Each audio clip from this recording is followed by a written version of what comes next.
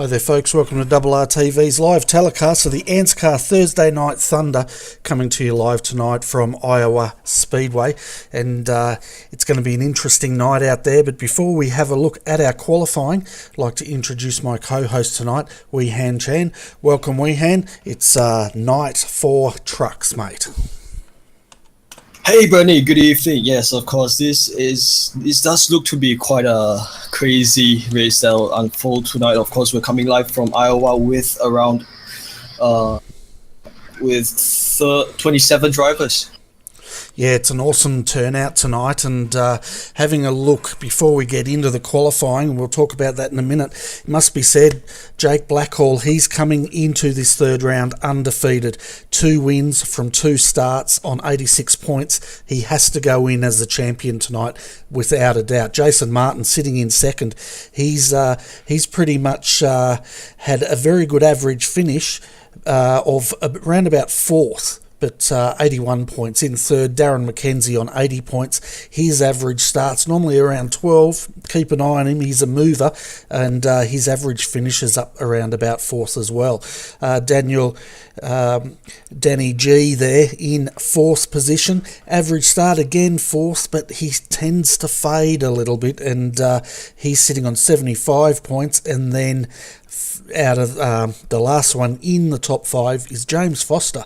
Average start 7th, average finish 8th. Good midfield runner there on 73 points. But yeah, it's going to be really interesting. The other one to keep an eye on, folks, I'm not even sure if he's here. No, he's not, so I won't even say his name.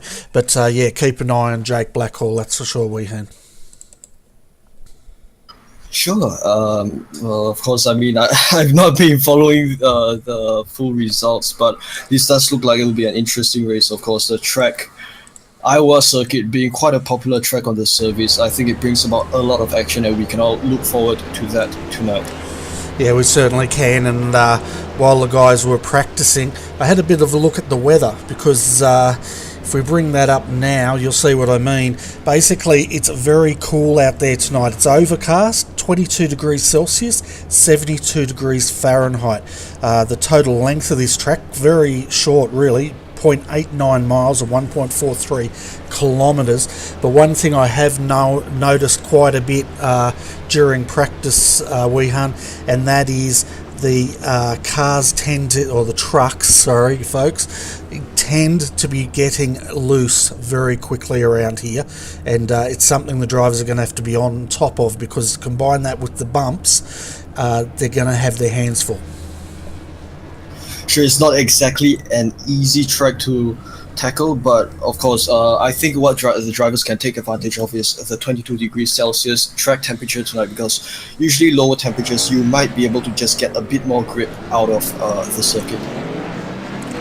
Yeah, and we'll see exactly how they go with that. And of course, we were speaking off air, weren't we? And you spoke to one of your friends, and they were basically saying they think the high line is going to be the line to go for tonight, and keep an eye on the low line for all those overtakes. Sure, I do believe the high line it would be more for carrying your speed through the corner, while for the low line it will be more for overtaking and also for the more riskier moves, because the line itself is slightly tighter when you're below, so keep an eye on that as well. Yeah, so we've got our qualifying standings, top left-hand corner, folks, and we will try to update you on the times. Basically, it's 15 minutes they've got, and they have only 2 laps to set it, so the pressure's on Phil Otto. He's come out of the gate swinging already. He's provisionally pole here, 23.361 seconds. Now James Zeitz, he's jumped up, 23.132 seconds.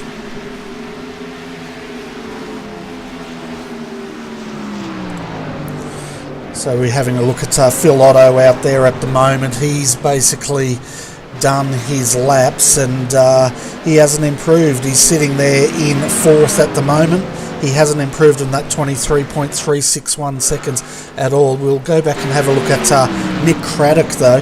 He's on to his second flying lap, currently sitting in ninth, and we'll see what time he can do. The target 22.890 seconds. He comes across 23.656 and slips down to 10th, but at the moment Jason Martin, he is on provisional pole and he's on his second flying lap now, and doesn't look like he's going to improve. No, he doesn't, but he's still on, the only driver in the 22s.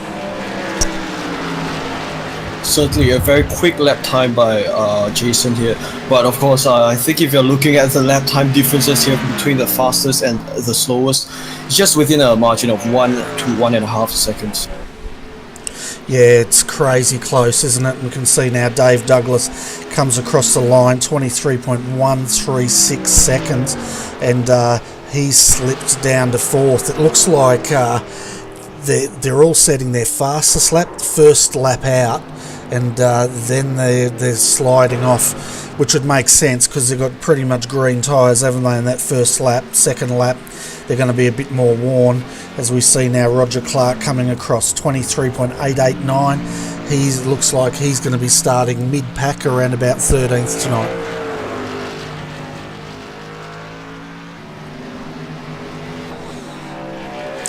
So I'm just having a look at who we haven't had come out yet. There's a number of drivers. Of course, they've got 15 minutes. It's lone qualifying, so they're not going to get balked. And no slipstreaming or anything like that, which there wouldn't be much of on a track like this. But some of the drivers we're waiting to see come out at the moment, folks, is Darren Bond, Riley Curtis, Darren O'Brien, Stephen Williams, Darren McKenzie, and of course Matt Stratford. And now if Matt does come out tonight, keep an eye on him, Weehan, because he tends to move through the field, and as the race gets on, he tends to get stronger. Can see now Darren Boyd out here. He's coming out to post his first fast lap here, Weehan. It's Darren Bond, yes. Sorry. Of course, Darren out on his out lap here, crossing the line to start his first lap. Yeah, so let's see what he can do and see what the first lap is. He's aiming here, Weehan, 22.890 is the fastest. If he can get it into the 23s, the low 23s, he stands a good chance of being in the top 10. Certainly, as he approaches the line again, his lap time is... Oh, he's gotten a 23.390, and that puts him up to 10th. Yeah, it's a good run there by Darren. He's on his second run now, and it looks like he's going to bail on that one. So I'd say he's pretty happy with that first performance, and he's coming back into the pits. We've got Stephen Williams. He's still got one more lap up his sleeve if he wishes to try and use that.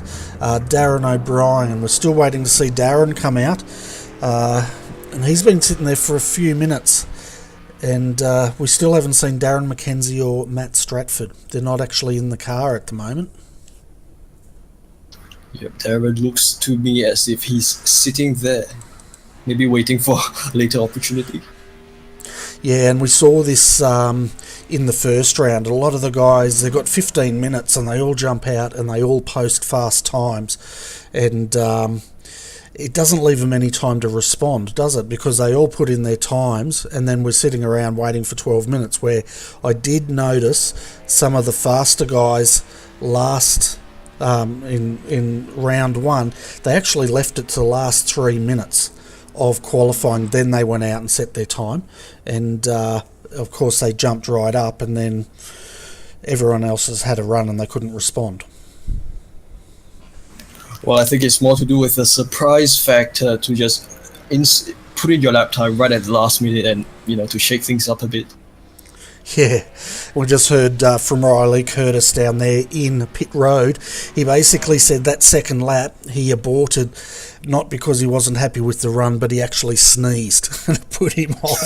So he's had to come back to pit road. But yeah, our pit reporter down there was on top of that, and yeah, so that's rather interesting. I've never heard of a race driver sneezing before that puts him off a lap, but now we can see Steve Williams coming out in the number 98 Jack Daniels truck here, and we'll see what he can do. Currently he's seeded in 14th after his first flying lap, and he should get one more in. He's got a lot of internet connection problems here. Hopefully that won't affect him, and he's on his second flying run now. Yes, he's done a lap time of 23 minutes and 5:41, so let's see if he can improve on that. Yeah, so the pit crew might have done some tinkering to the car as he comes across now. 23.241. Now, where does that bring him? That hasn't really improved him. He's still sitting there in 14th position as he parks it rather nicely on the inside apron. So you can still see Darren O'Brien down there waiting to come out. I don't even think he's in the car, or if he is, the engine's turned off. Let's jump in. Yeah, there's not a peep coming out of that car, so I think he's waiting to come out a bit later on tonight in qualifying. Now, while we're waiting for the qualifying to continue, folks, tonight's race, 100 laps around here, 2 hours 20 timed, limited. I'm hoping we're not going to be here in 2 hours 20, but yeah, 100 laps around Iowa Speedway tonight.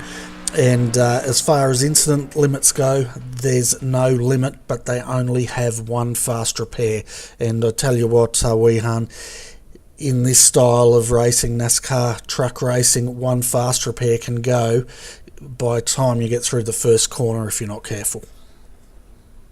Well, it'll all depend on how the field starts to break out, because some drivers, they may just want to get the position nailed at the first corner, but we'll have to see, man. Yeah, generally we've found as this racing's gone on from round to round, it's they've generally been getting some really nice long runs, and the action has been intense. So I'm hoping that's going to continue tonight. No reason why it wouldn't. We've got a big field. 28 drivers here tonight, folks, if they all take to the grid. And I'm just having a look at our time. We must be very close to being out of quali time now, and then we'll be going racing very shortly. So the other thing interesting about ANZCAR, Weehan, you're probably not aware of it, but Monday nights these guys run a development series. So what we're seeing here tonight, this is actually the top tier drivers in the ANZCAR truck series, but Monday nights is when they do the development series, and those guys, when they get good enough, they can step up into this racing, Thursday Night Thunder. No, I've not known of that, but of course that does sound like an excellent system for drivers to start to learn before progressing on to this more challenging series. Yeah, definitely, and it ensures that the standard of racing is at the highest it can be, because a lot of the time if you've got people learning NASCAR, if you have an incident, you get safety car, and that can frustrate people. But it looks like we have finished, so let's go through our grid tonight, folks, so you can see where your favourite driver is going to start. So Jason Martin takes pole position with 22.890 seconds. Keep an eye on Jake Blackhall, though, starting on his outside, and he's going to want to get into the lead and go for a runner if he can. James Eates starts in the second row on the inside with Dave Douglas in fourth next to him. Edward Foster is starting in the third row and fifth. Daniel Vassell, he'll start out at sixth tonight. Out of seventh, we've got Norman Clark, followed by Danny G in eighth. Phil Otto, he'll start from ninth, and Darren Bond, he's going to start next to him in 10th. Out of 11th tonight, Shannon Mason. Then we have Daniel Stevens starting out of 12th. Out of 13th, we've got Matt Clowett, followed by Stephen Williams in 14th. 15th is Roger Clark, and 16th is Jason Ress. Nick Craddock starting in 17th with James Foster out of 18th. Out of 19th tonight is, what have I done? I've clicked the wrong button. Here we go. 19th tonight, Jason Fewens. Then we've got Steve Hoppett starting out at 20th with Shane Witt in 21st. Darren Lord, he'll start out at 22nd. Daniel Trim down there in 23rd, and Craig Lawless, he's going to start out at 24th tonight. Riley Curtis will start in 25th. 26th, Darren McKenzie. Matt Stratford, he did not set a time, nor did Darren McKenzie for that matter, in 27th. Thomas Hines just joined the service, so he did not get an opportunity to set a time either, in 28th, and Darren O'Brien in 29th. So it must be said, there's a bit of a question mark from 25th back to 29th about whether those drivers are going to make the grid tonight, Weehan. Yes, I think some of them might have just disconnected right before, but we do have Thomas Hines and Darren O'Brien on the grid. Yeah, the only car I can't see on the grid at the moment is Darren McKenzie. So he's not in his car at the moment. As we can see now, the field is moving out of pit lane, and they will start on their formation lap. Of course, the driver is taking it slowly on the formation lap behind the pace car. Yeah, so they'll get into formation here, 2x2, rolling start, of course, and we're going to be racing here very shortly. Got Jason Martin in the first row on the inside there. Keep an eye on Jake Blackhall on the outside, and it's going to be interesting. What do you think about advantage here? High side, low side, where would you prefer to be starting tonight?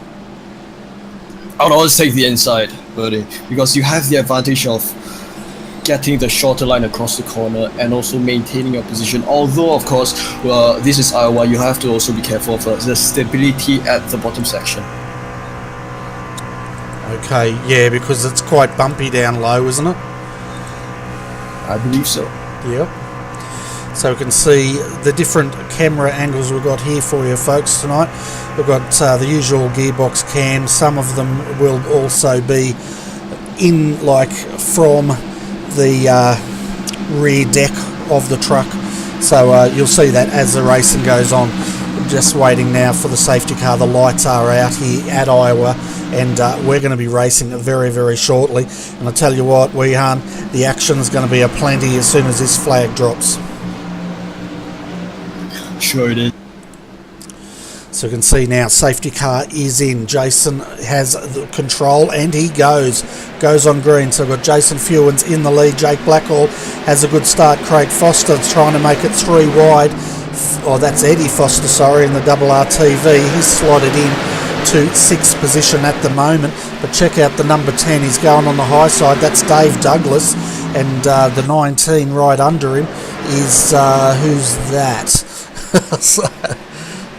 James Zeitz. Of course, now they're back to the outside line as they pass the start finish, and now down again to the inside. The 10 takes the second lane as they go into turns 1 and 2. Now he's out to the outside. Yeah, and down in the 11th here we've got the number 1 Phil Otto on the outside. The 55 Shannon Mason on the inside. 2x2 back here, and Shannon has the run at the moment. You can see that high line starting to work as the 88, that's 98 Stephen Williams, he's going around the high side there of the 66. So that's Daniel Stevens. Yeah, but they've now just gone very close, and the 98 takes the inside, and I do believe he stands at advantage here. Yes, he does get ahead of the number 1 car. Yeah, see now the side there from 98. You can see Daniel Stevens having a run on the outside here. Oh man, I've got to get the cameraman onto this. You can just see how that high line is working as Stephen Williams is on the low line just trying to defend here. And the 66 is going the long way around. He's hanging out there, and he's going to, if he can get his across the nose of the 98, he'll have that position, but all of a sudden he's got a bit of push, and we're under safety car here.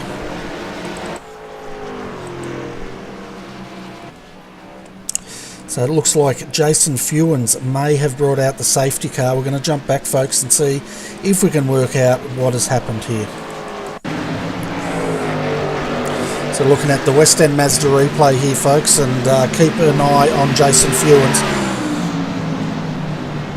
There's actually a car going slow down on the apron. I think that might... Oh, no, there he goes. He's got it loose, and around he goes.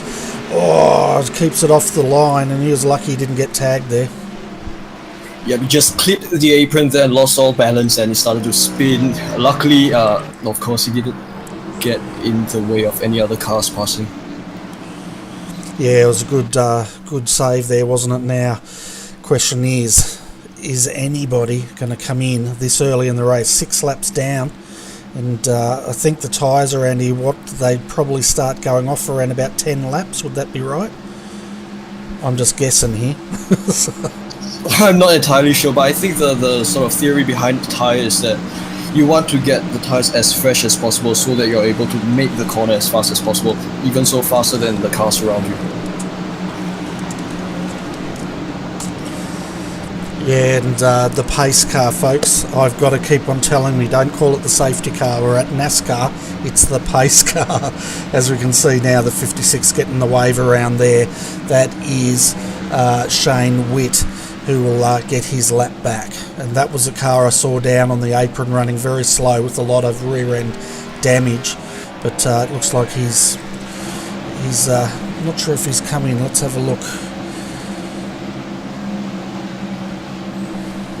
No, he has not, but we do have a number of drivers in there. We've got Matt Clowett, Shannon Mason, Daniel Stevens, Stephen Williams, Jason Ress, Thomas Hinds, Nick Craddock, Craig Lawless. They have all gone in and taken service under the pace car.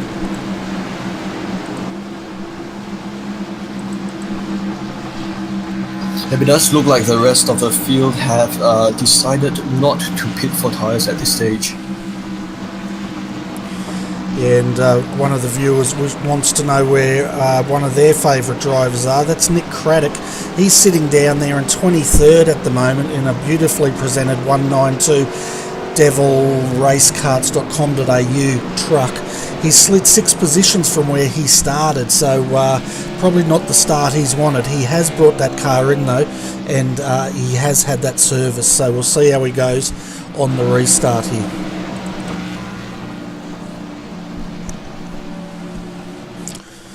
You've got to love NASCAR, don't you? I reckon it's awesome. Oh yeah, it is. It's where all the close high-speed racing come alive. Yeah, it just amazes me like how close a lot of these guys can drive lap after lap, almost trading paint, sometimes trading paint, but keeping it on the black stuff, hopefully, and on the 4 black donuts underneath. We don't want them on the roof, of course, but it does happen.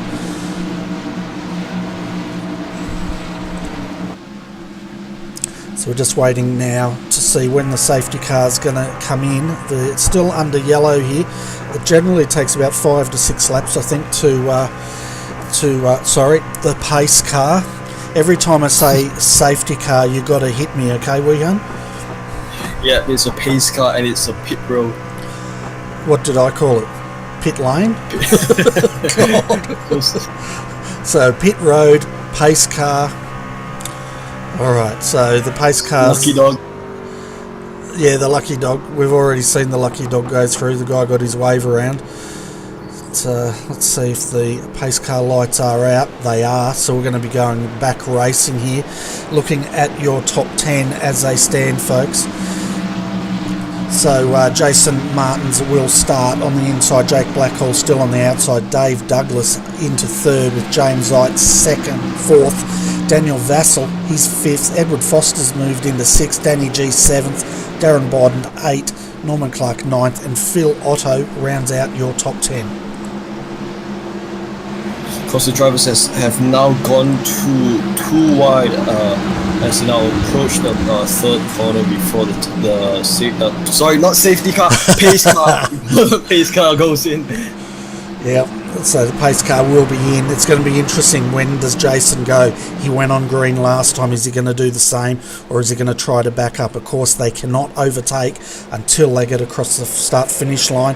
Now he puts a foot down. Clean start here. We've got Jake Blackhall on the high side. He's been caught napping, and not a very good start from him. He's also backed up the 19th, James Zeitz, but Dave Douglas now, he's coming into second. Now Jake Blackwell's starting to get some momentum on the high side there, and challenging as they go too wide down through turn 4. Turn 4. Keep an eye on Edward Foster though, as he's got Darren Bond right on his hammer. Of course, Darren behind him, going ever so closely. Sorry, not as close now, but sorry, you're contradicting yourself, buddy. Look at the 18. Daniel Vassell putting a slide down the inside here on the 117, but the 117, that high line is just so much better, and he does not make that move. Danny G is right behind him though in the number 13, sitting in 8th position. Caution is out. Wow, we're getting a lot of cautions. I'm not surprised in a way. This is a very bumpy track. The temperature is down, and as I was saying in practice, a lot of guys found the trucks to break loose quite easily. So what did bring out the safety car this time? Looking at the West End Mazda replay, it looks like Jason Ress has come to grief here. So we're just waiting to see exactly how this... oh, yeah, you got the 52 got up into him, and there goes the 74 around. Now the 52, I'm just trying to get who that was. That was Thomas Hines. Oh, Thomas got hit big time by the... I think that was the 18. So, yeah, a lot of damage there on Thomas's car. Looked like a crazy crash. Yeah, it was Steve Hoppett in the 81 that actually got into Thomas Hines. Looking back at that replay, it looked like basically Thomas has spun up onto the line, and Steve Hoppett's come around, nowhere to go, and is ploughed straight into the driver's door. Pace car is out, they're on pit road.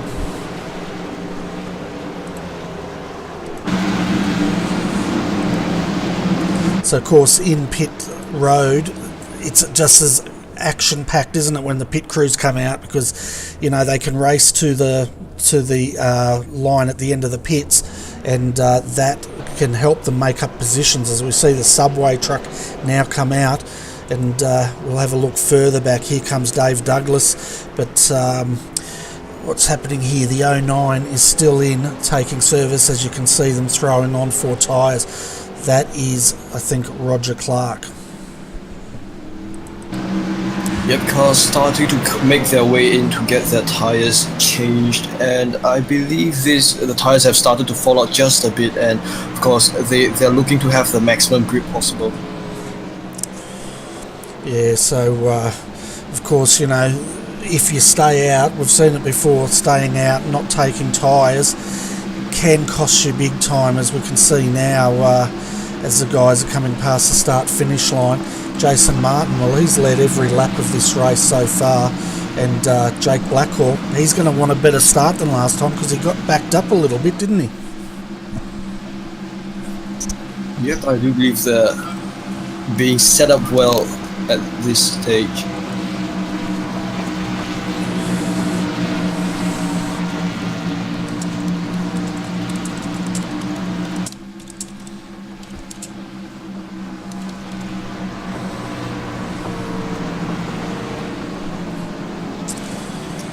Yeah, so we'll have a look at our,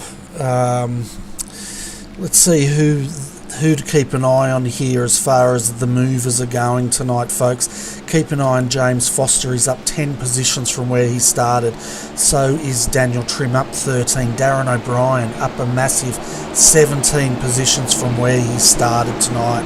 And then, of course, we've got Stephen Williams on the march, as well as Matt Stratford. I was saying earlier to keep an eye on him. He will move through the field as these laps tick down.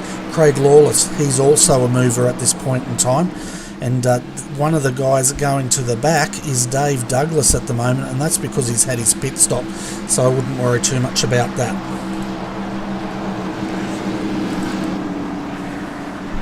Certainly not. And Bernie, just to check, has about how much of the field has actually taken their pits at this stage? 3/4. The guys that have not taken to the pits as yet, our leader Jason Martin has not come to pit lane. Neither has Jake Blackhall, James Zeitz, Edward Foster, Darren Bond, Daniel Vassell, Norman Clark, James Foster, nor has Darren O'Brien or Shane Witt.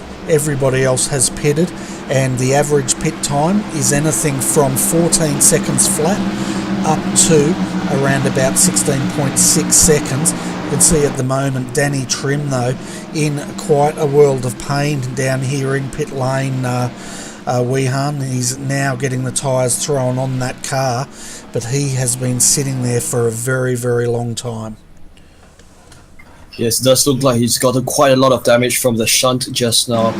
Although, Bernie, I would keep my eye on the top cars of this grid, because they've yet to take the tires, and I think we'll be interested to see how if they're able to maintain their pace with considering the disparity in the tires.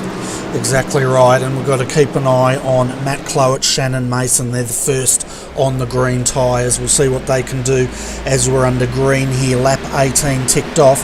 Once again, Jason Martin getting a good run there. Jake Blackhall, he was a bit slow, but the 19 James Zeitz, he went straight to the inside there and is challenging for third. But further back, we already have Daniel Vassell on the inside of the 117. And that's Darren Bond. He makes that move stick. Yes, the 18 car now on the outside of the 112 as they head into turns 1 and 2. Car 112 having a look at the inside. Nope, doesn't quite make it. And we're getting a few angles here of Matt Clowett in action. 3 wide right behind him, though. 14 on the inside, 55 in the middle there, threading the needle. And yeah, and it's looking good. So that was looking good. It is, of course. Iowa circuit like that. It's, of course, this track is made for wide racing. 3 wide, 4 wide. It just goes. Yeah, you can see now the 14. He's coming. That's James Foster on the inside, trying to make a move stick on Norman Clark, and you can just see that high line working so much better. The 77, that's Darren O'Brien behind them, but now the 14 looks like he's going to make that move. What's Norman going to do? Can he hold it on the outside? 2 wide once more as they come through lap 22 of 100 here at Iowa. It's the 14. Oops, no, he just, I think the number 4 has just taken the advantage, of course, although the number 14, he now takes the advantage there entering turn 1. You can see that high line is just working so well, isn't it? And of course, Norman, he's the father of Roger Clark here, Weehan, and it's Norman that got Roger into this form of racing. Father and son team, they absolutely love their NASCAR racing, and you can just see the experience here as Norman's now making a move on the 117 on the inside. But meanwhile, up the front, folks, we have Jason Martin checking out on Jake Blackhall in second. James Zeitz, he's defending from Matt Clowett. Then we've got Eddie Foster there, Edward Foster in the RRTV truck, and he's defending from Shannon Mason in 6th position. Then, of course, the actions are plenty where we were down here with the 14 James Foster having a look. Now the 77 having an undercut there. Oh, there's contact. The 14's around. Oh, and the caution is out again for the 3rd time in 25 laps. Yeah, and that was brought out when the 14 got turned around, and we'll go back and have a look at that replay now, and we'll just see who it was that turned him here.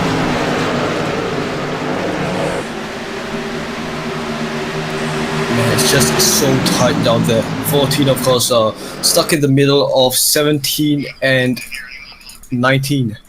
Yeah, so it was a 77, did the undercut, but he just slid up into the 14. The 88 also got tagged, but kept it straight. But the 77s turned the 14.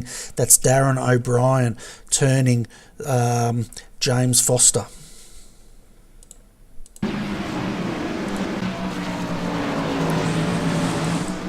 So the front guys have to come in now. I would say 27 laps. These tyres must be worn out, and here they come, folks. Jason Martin, Jake Blackhall, James Zeitz. Let's keep an eye on these guys, see how their pit crew works for them.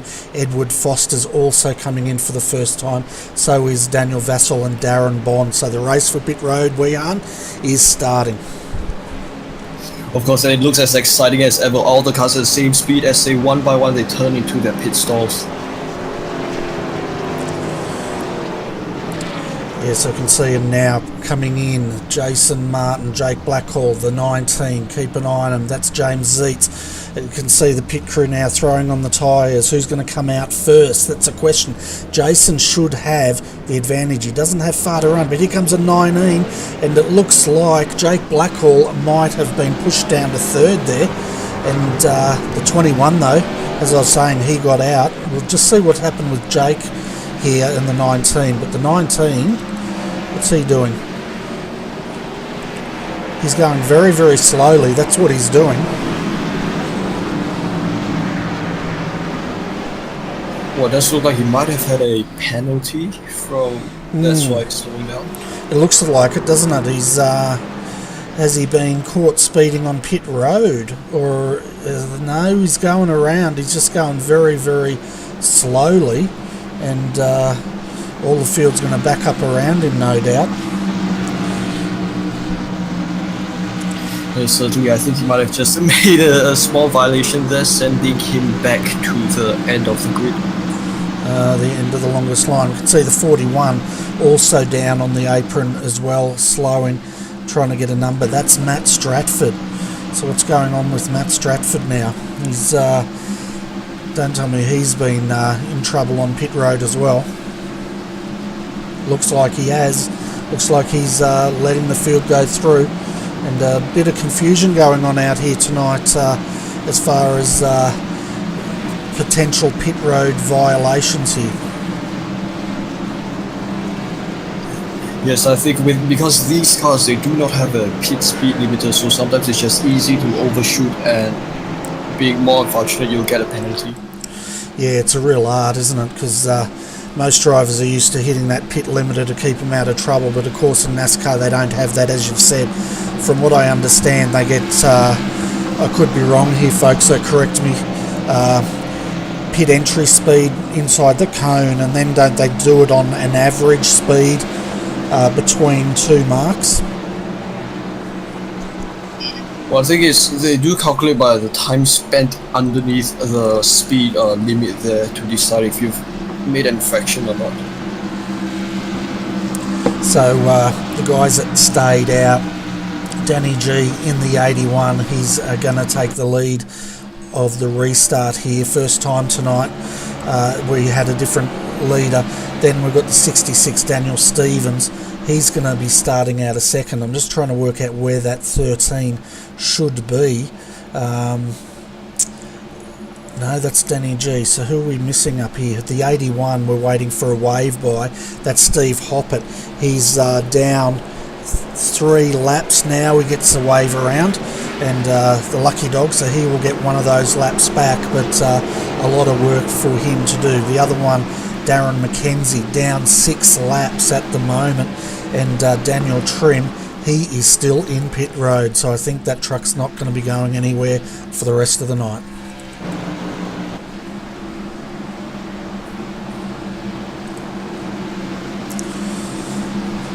So we've got Danny G on the high side, then Danny G low side, Daniel Stevens high side, second row, Phil Otto on the high side, Norman Clark on the low side, and then we've got Jake Blackhall in 5th with Jason Martin 6th. Now we'll see what Jake can do. He's had a bit of trouble getting it getting it up to speed tonight, but we'll see. Now we can see Danny G's backing him up. Now he goes on green, and a clean start. Jake Blackwell got a better start there, and he's working already on Phil Otto, but now he goes to the low line and moves up in position. Of course, sorry, I can't see. That's alright. There's too many cars, but No, we're having a look here. The 53, 3 wide there. The 6 up into the wall, loses momentum. And that's Matt Clowett there moving backwards. And I tell you what, once you have a bit of a scrape and these lose momentum, you're generally a sitting duck.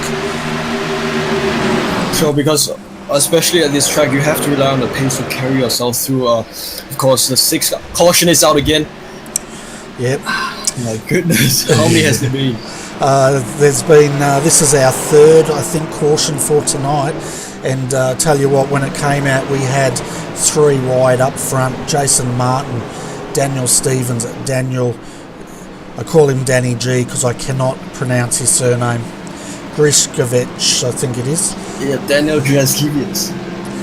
There you go. So it looks like Daniel Stevens has brought out the safety car, the pace car, sorry, this time through. Let's have a look, and you can see Daniel Stevens there.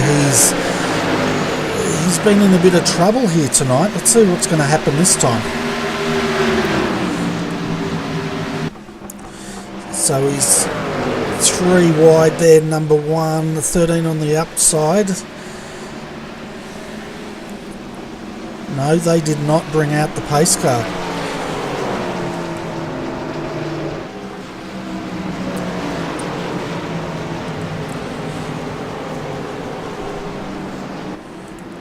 Okay, let's go further down. Yeah, Daniel Stevens definitely brought out the pace car, but I didn't see anything going on with the 66 there that would have triggered that caution.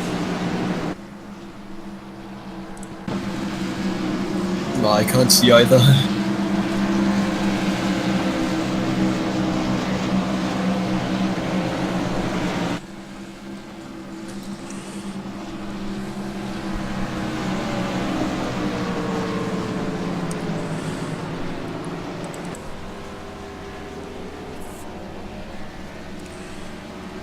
Yeah, so we're just waiting for the field to sort them out. Again, we're about 1/3 of the distance here. Now, based on the amount of pace cars we've seen tonight, I'm just counting them now, I think we're up to our 4th. That is quite a lot of pace cars that's come up. Yeah, three pace cars tonight.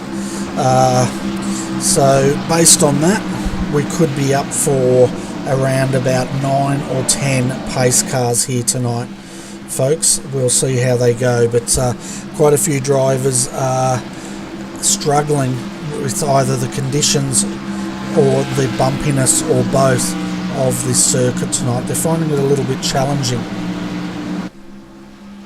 Of course, challenging this track is, of course, because I think, yes, of course, like you said, it's difficult to drive, but remember, this track is wide. You're able to do 3 wide, 4 wide racing, and I think we will just have to wait even more to see that come out.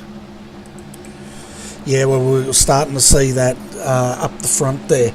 We had 3 wide. There was Daniel Grishkovich and Daniel Stevens and Jason Martin were 3 wide. Further back, there was also 3 wide with the 66, and I'm not sure what happened there to bring that safety car out, but we're starting to see that action emerge now, and it'll be interesting to see how this track changes as it starts to rubber up.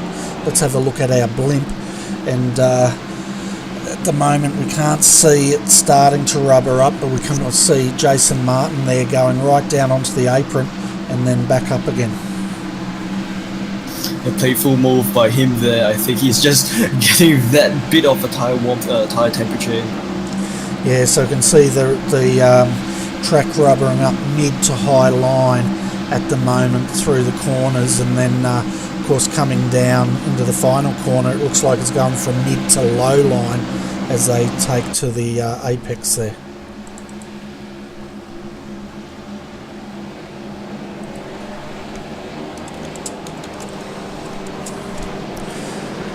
So the pace car lights are out, folks, so we'll have Danny G on the inside, then we've got Daniel Stevens on the outside in the 66 West End Mazda entry, and Jason Martin restarting the second row. Jake Blackhall on the high side this time. Let's see how he goes there. He had a good start last time. We'll see if he can back it up. And of course, Jake Blackhall, this is where he started his iRacing career, was in the NASCAR, so he absolutely loves this stuff. And of course, he's also known these days for his road racing abilities as well. But here we go. We are going to get the restart, and Danny G, for the second time tonight, will be leading the field. What's he going to do? Is he going to back it up? He's waiting now. He goes on the green now. He's got a few of them napping up the back there. You can see the 14 getting very high. It's a good start there by Danny G. Now, Jason Martin, the favourite for tonight. He is up to second. Big crash up the back. That was a 6, Matt Clowett. Matt Clowett was involved in that one. And I'm just trying to get the other one. Steve Williams. As you can see here. Sorry, mate, we'll jump back and have a look at this replay. It does look like 5 or 6 cars being taken out in that crash. Yeah, it started the 98, got loose, and Matt Clowett got into the back of him, and then the 444 also got in the number 1. That's Phil Otto involved. The 19 involved as well. One of the lucky runners there was the 67 who stayed out of danger there, and that was Jason Fewens. Even on slow-mo it happens too quick.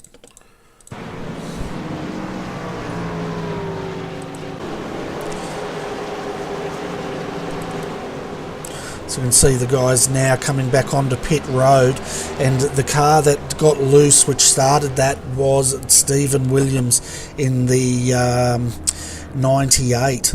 Got loose, and then Matt Clowett got into the side of him, and then craziness ensued. Of course, this goes to show oval NASCAR racing is crazy and it's exciting. Oh, it's extremely exciting, that's for sure. You can see the number 1 also, that's Otto. He was looking good earlier tonight. He's now down a lap, out of fast repairs, and he's going to be sitting there for quite a while, as we can see the pit crew trying to bang out those panels. This car does not look good, Bernie. It really doesn't. No, it's had more hits than Elvis. So looking at our top 10, folks, so we've got Jason Martin at the moment back into the lead. Daniel Stevens will start out a second. Jake Blackhall third. Fourth, Norman Clark. Daniel Vassell fifth. Edward Foster sixth. Darren O'Brien 7th. Thomas Hinz 8th. 9th, Dave Douglas. And rounding out your top 10 is Roger Clark. See once again Jason just going right down onto the apron down there. I'm not sure why he's doing that, but he did that last time as well. We're just waiting for the lucky dog, and that's going to go to the 41 by the looks of it, and that's Matt Stratford down 3 laps. So I said keep an eye on him tonight. He's the biggest mover, but he's moving the wrong way, and he's had a pretty unlucky run, one could say, tonight. The others seem to be an unlucky run for him. Yeah, he's been in a bit of strife out there, and I think that started, the pit lane penalty we saw before the last restart. So this is a fourth pace car. Sorry, folks. I'm picking myself up now tonight, but I tell you what, I said at the start of this broadcast we don't want to be here in 2 hours 20, but we need to get these guys into a bit of a consistent run here, because I think we only got about 3 laps that time by before the pace car came out again.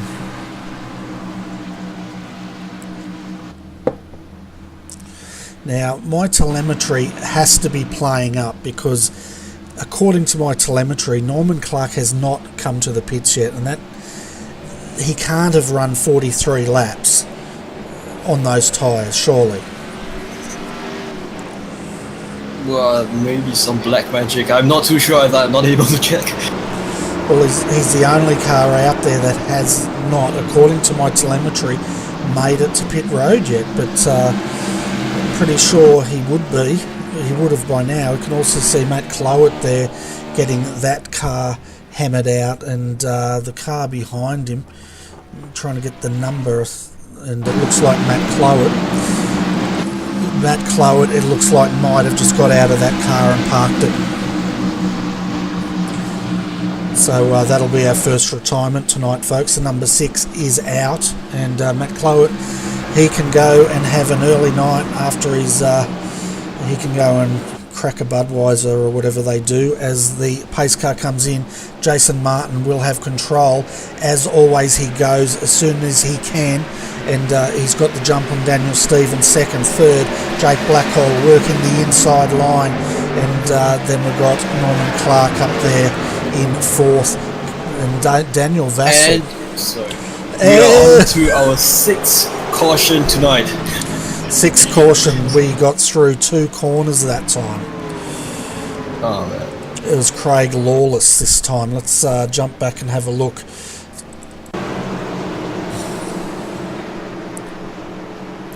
So let's have a look at what happened on this restart. He's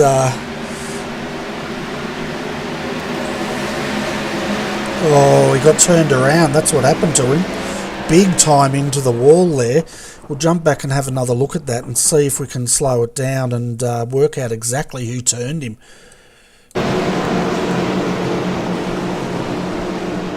I think that's just a case of drivers being a bit too ambitious. I think what might have just happened is Nick turning down and getting spun. Yeah, we're having a look now. It's a 444 we want to keep an eye on here. And who is that? I'm trying to get a number. He came down from the high line, the 192. I'll get you a name in a minute, but big time has Craig Lawless been served, and he's gone in the wall. And I tell you what, that is a scary accident if that was real life, because hitting the wall at that angle can be treacherous. So who was the 192? Nick Craddock.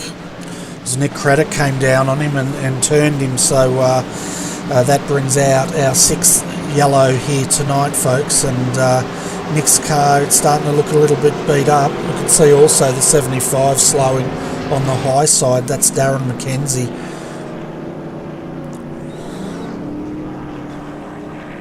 Bernie, remember you said we'll reach around 10 cautions this race? I think we're well on our way to that. Well, we're almost half distance here and we're up to 6th now.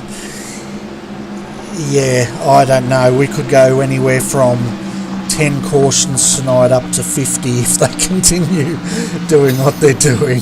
But yeah, what can you say? Rubbin's racing, I guess. Certainly, rubbing is racing.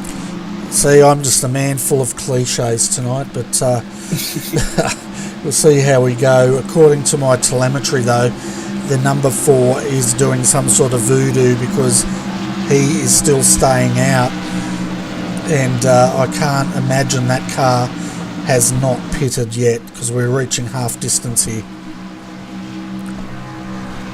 Well, I think it might be a case of excellent tyre management by that car. Yeah, well, Norman Clark loves his racing, NASCAR, as we were saying, and he pretty much lives it, and he really knows his stuff. So we'll keep an eye on him tonight, I think. Yeah, let's do it. Of course, he's now holding on to 4th position. The other guy to keep an eye on tonight, I think, not Weehan Chan. Weehan is Daniel Vassell. We can see him in the picture at the moment, starting on the low line there. He's been consistently performing quite well and making his way to the front of this field tonight.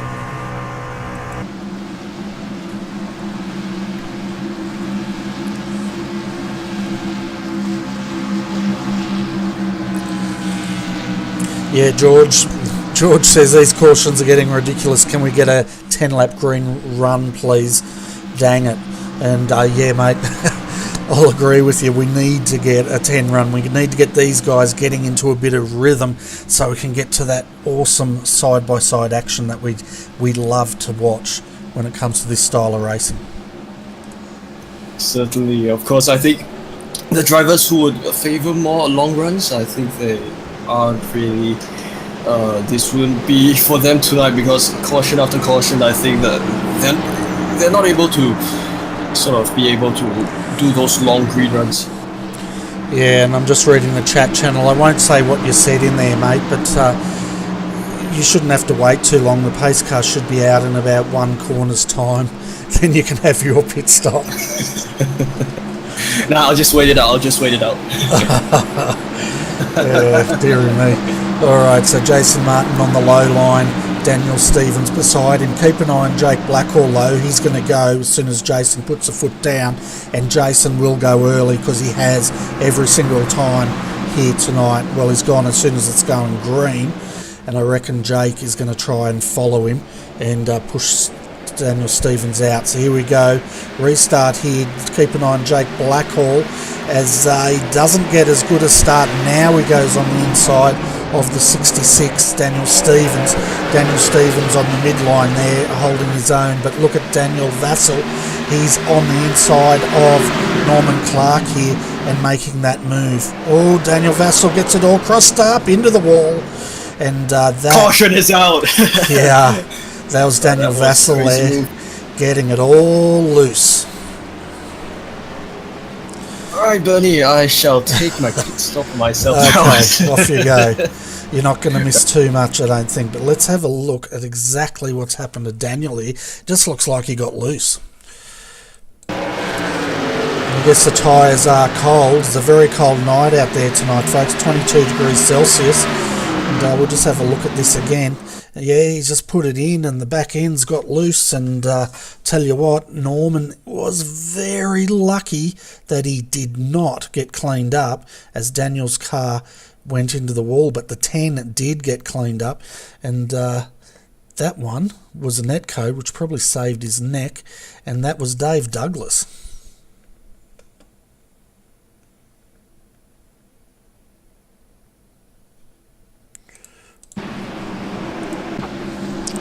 So we saw Daniel Vassell, his car was so damaged, he got that car towed back to the pits, and as always, he doesn't look like he's going anywhere soon. We'll see if he uses a fast repair after the tow. The other car's in trouble tonight, folks, is Phil Otto. He's down 2 laps from that last incident, and he had to spend a bit of time in the pits getting repaired. Matt Stratford also spent a lot of time in the pits, 3 laps down. The other car's Craig Lawless still in the pits getting repaired. James Zeitz in the 19 also has spent a long time in the pits. Matt Clowett retired. Jason Rees also has been in the pits for an extremely long time, and Daniel Trim, well, he's been in there the longest, and I don't think we're going to see him again tonight. Does it look so? Yeah, and I reckon you're right there, George. The number 10, Dave Douglas, I reckon he had the lucky escape tonight, because I reckon that net code saved him, because he went right through Daniel Vassell's 18, and there's absolutely no damage to that car whatsoever.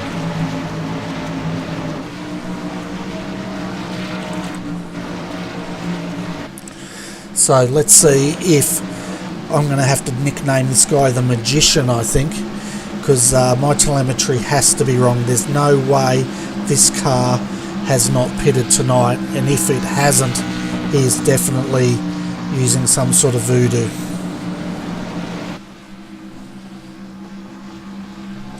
Nope, he doesn't seem to have pitted yet. We've got 47 remaining. How far do these tyres last? Maybe I'm showing my ignorance here, but I would have thought after 53 laps. But then again, you're under... How many laps have they been under caution for? They do 5 laps per pace car or caution, and we're up to 6. So what, 30 laps under the pace car tonight, around about 20 to 30. Yeah, that has been a lot. So I think that might be why Roger has yet to change his tires.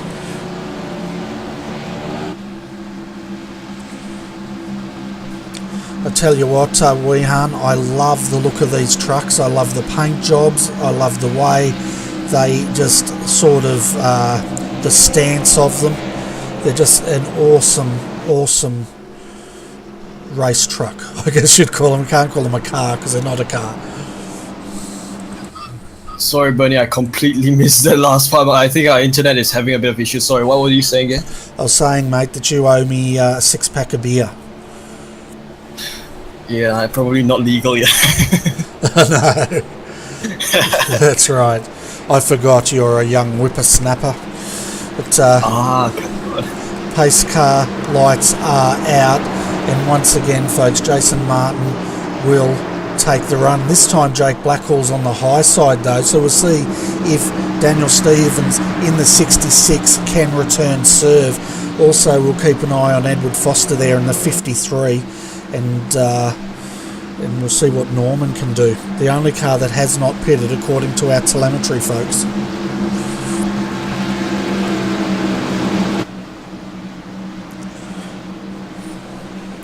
So yeah, looking at the race information, the weather, as I was saying, a very cool night here tonight, folks. 22 degrees Celsius overcast, or 72 degrees Fahrenheit, depending where you come. Pace car is in, and Jason, he goes straight away, and awesome start there. It looks like Jake Blackhall got a good start. The 66 was caught napping, drops down, but then Norman Clark on the high side now getting an awesome run, and making a position on the high side on the 66. Is he going to come down? He loves that high line. Yes, I think he's just selecting the line that allows him to conserve as much tires as possible, because he's now having the advantage over all other cars below him and behind of him. And also see the 52, that's Thomas Hinds making that high line work for him. He goes up in position. 66 has dropped about 3 now. Edward Foster in the 53, he's coming through on the high line. Looks like that is the line you want. As there's contact, he's into the wall. That's Edwards into the wall, and has he continued? He has, but he's lost a lot of momentum, and the 13 has been checked up. Yes, just a small contact there, and he's lost that much positions. You can see Danny G back here in 11th on the high line in the 13 entry there, driving a Silverado tonight, having a look on the inside of Edward Foster now, and we'll see what it can do. That just doesn't look like that low line's working for him at the moment. On the 13, he squeezes into the front of the 55. That bold move by him, and that allows him to. Allows him to. Oh, caution again. 77. So it was a 77, Darren O'Brien. We also saw not Taz Douglas, the number 10. Also get flipped up, and that is Dave Douglas, that had a high view of the crowd there. So let's jump back and let's have a look at how this happened on the West End Mazda replay.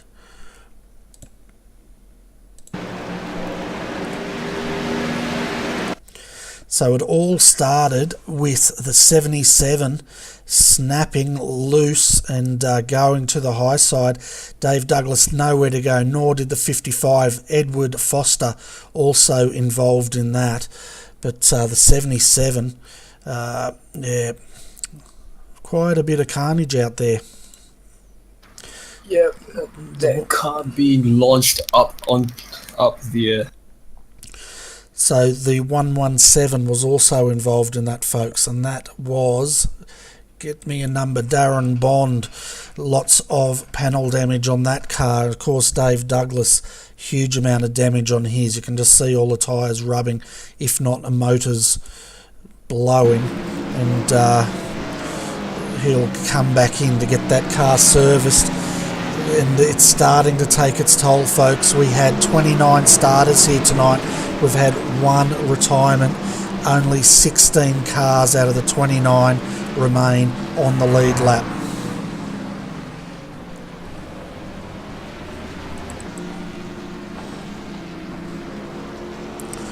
Yeah, quite a crazy race that's been unfolding today, of course. Only about half of the field, or rather slightly more than the half of the field on the lead lap.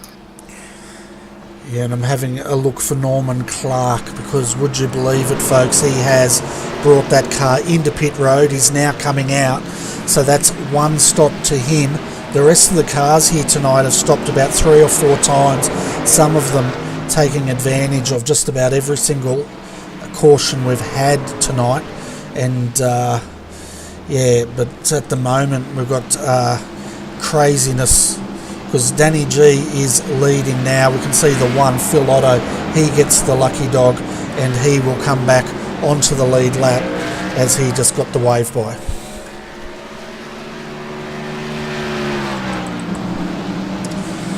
The other car we're seeing up the front as well, because they didn't stop, is Shane Witt in the 56. We saw him in trouble earlier tonight, Weehan, and he's now starting out a second on this restart. We can see Matt Stratford in the 41.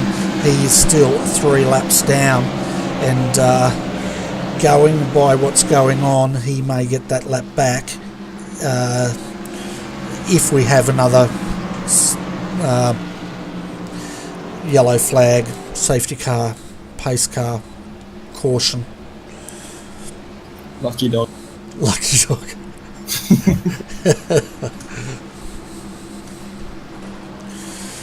Yes, I've seen some pretty big accidents out here tonight, folks. Quite a lot of drivers are in trouble. Daniel Vassell, one of the later ones, he's back out there, but he is now 2 laps down. He was looking really, really good up until that accident he got involved in, and of course he spent a long time in the pits. The other one, Edward Foster, is also now down 2 laps, and he's stationary on pit road as he waits for the rest of the field to go by. You can also see the 19 in trouble. That's James Zeitz, and he's just limping out of the pits as well. And in the background we can see Darren McKenzie. He's down 3 laps. If the car of the 19 looks quite a bit better at the front end there. Yeah, it certainly does. It's stoved in quite a bit, isn't it? And that's not going to help his turn in too much. But I guess this is what's going to happen now. They only get 1 fast repair. That would have gone very early in the race for quite a few of these drivers, as we're waiting for a restart. 35 laps to go here, folks. Round 3 at Iowa.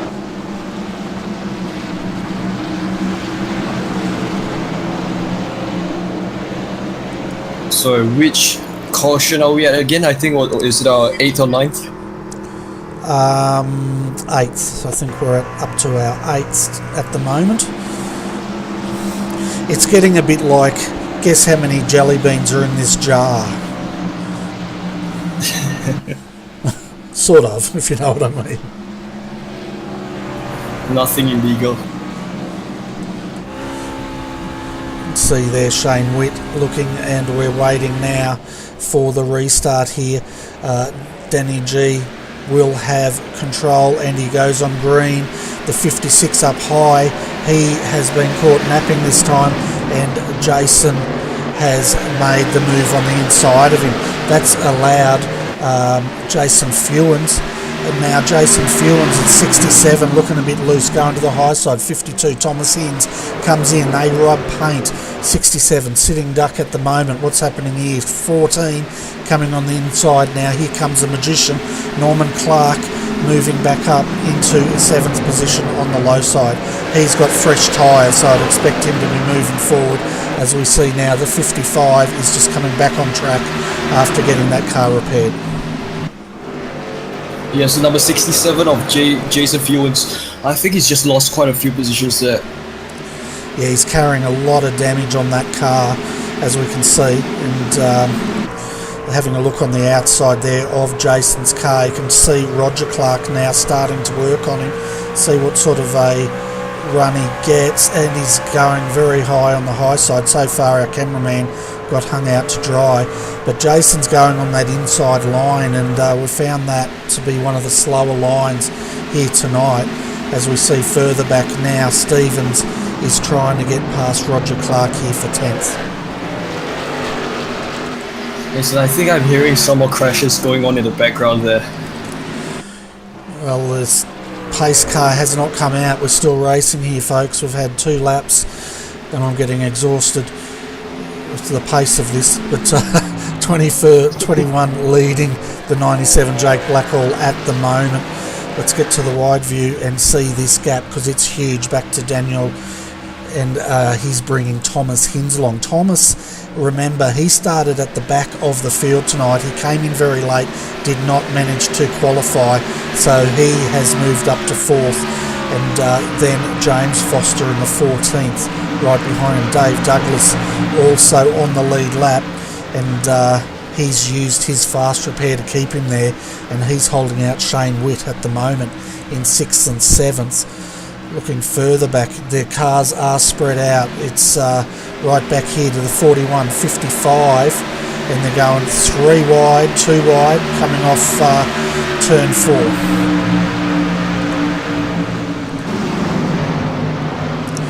See Matt now in 41, he's got the 55 overlapping. Remember, the 41's down a number of laps, and Daniel Vassal's behind him, also down a number of laps.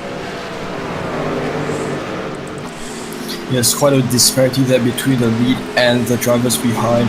But of course, the 41 car making quite a good he actually just lost his position through the 18 underneath him.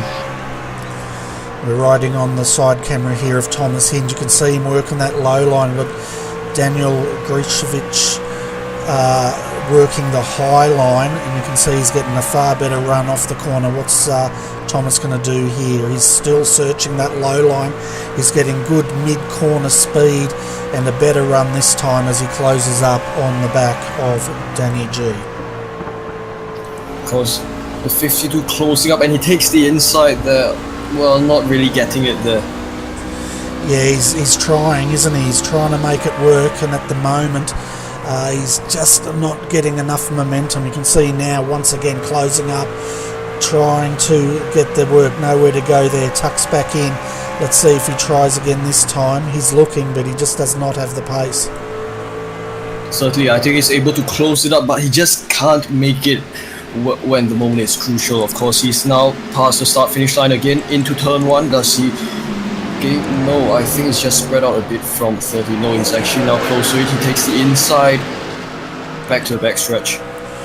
Yeah, we can see now Dave Douglas working on the inside here of James Foster in the 14, as they're both going 2 wide now. Ahead of them we can still see that battle, 13 to 52 Thomas Hinds. This is bringing Foster into the fight as well, and of course it's bringing Douglas in as we're under caution once again here tonight, and I think that's our 9th caution for this evening, folks. Probably one of the longest runs we've had for a while. Yeah, it's been quite a long run today, but of course we've seen quite a lot of action up to this point. Have a look at the West End Mazda replay. I think it might have been Riley Curtis here coming into the pits. Let's go back further and see if he's come to grief, which has brought out the yellow. He was running next to Daniel Vassal there.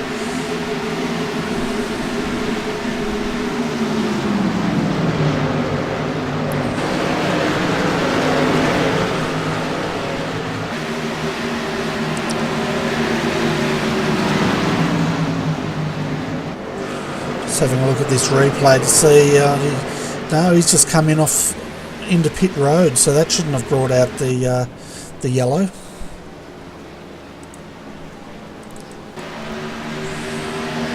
Came out on Dave Douglas, but Dave definitely didn't have an issue out there because we were following him when the yellow was called. Let's go to Blimp and see if we can find any issues out here. Oh, there we go. We picked him up. That's Darren McKenzie there in the 75. Got it all loose.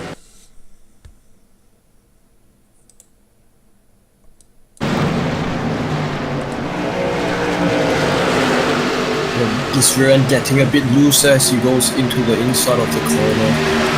Yeah, and the number four got loose before, and that was Norman Clark into the inside wall, and then Darren McKenzie spun, and I thought he was going to spin it into the pits then.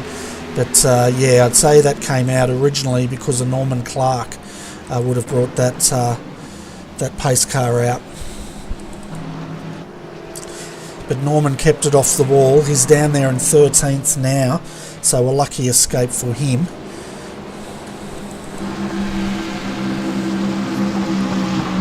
Of course, Norman currently sitting in 14th, quite a drop from his previous position of 4th. Yeah, so the 93, they will get the wave around, and that is Riley Curtis. So he will come back onto the lead lap once he gets that wave around. You can see Daniel Vassell, what's he doing? He thinks he's going to get it, but he tucks back in again.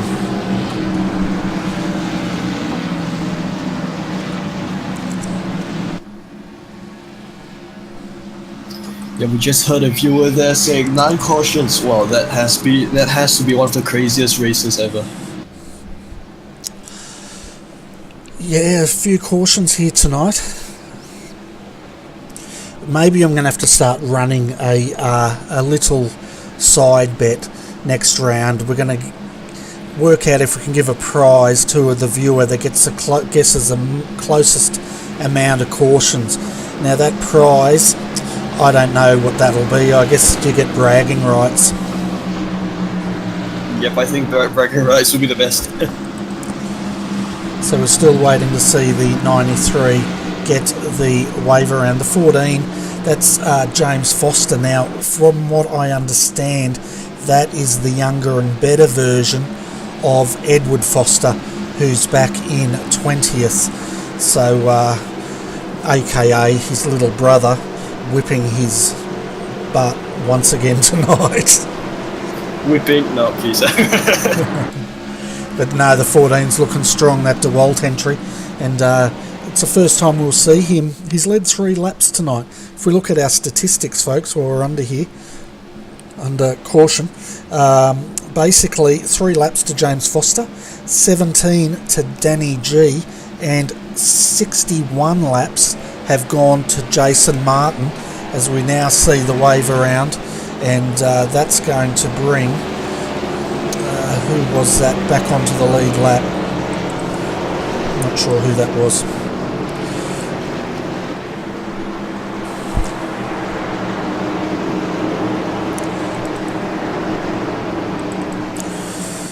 So pace car will come in. James Foster, he will have the start of this. I think this is the first restart he's had control of the field, so be interesting to see what he does.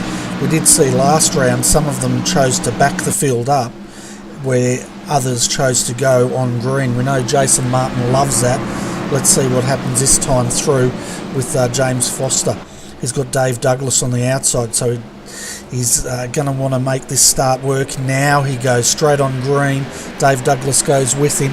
We can see Roger Clark on the high line trying to make it 3 wide as they come into turn 1. There's of course a great start there by James as they enter the backstretch. A lot of 2 wide action going on. You can see the 66, that is Daniel Stevens trying to make it work. Look at Jake Blackhall. He's coming on the inside 4 wide as we come through the front down to 3 wide. Jake's making this work. He's hanging it in there. He's going to make this through. Awesome driving there by Jake Blackwell in the 97, and he storms up through the field up into 3rd position. And that's a crazy battle there, of course. 97 getting the best out of the 4. Yeah, Thomas Hinzer saw that and he's going, oh, well, if Jake can do it, I can do it. He makes it 3 wide, and it looks like all of a sudden that inside line is working really well. We saw earlier tonight it was the high line that was working, but somehow these guys are making it work down there now. Certainly, of course, the tide probably changing downwards towards the inside line as the number 52 he gets the advantage there. Yeah, Thomas Hinds is now got Danny G coming up on the inside. Let's see if that will work for Danny G. And the 98, Stephen Williams, also trying to get that pass to work.